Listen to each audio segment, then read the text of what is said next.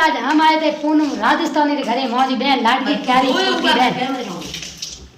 तो आज नहीं आया पूनम राजस्थानी करे पूनम जी हमें उठा ऊँग मो जितने तक मैं गाया गाना और पूनम जी ली ऊँग की करूँ ले दादा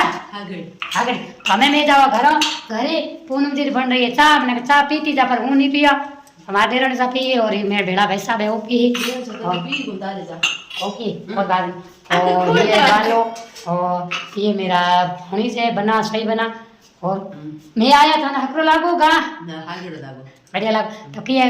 गीत रबाने में बहन नमड़ी जा मान बहन नन की है और भाई मौज लाडकी घनी है तो ये मन में की है मन में ठाप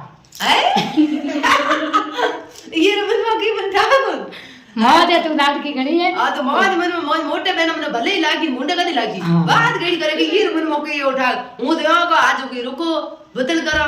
है बड़ हकीकत में घरे पे आवे टप्पा दे दी जावे तो मन आवे बेहे बदल करो बेना पर तू रे कौन तो माटी के ना रुको है अन माथे गुंडी बिनो मम्मी ए के नन कहते हैं जो में कितने भेले रमते रात को एक भी दिन मोड़ नहीं पापा बढ़िया यहाँ को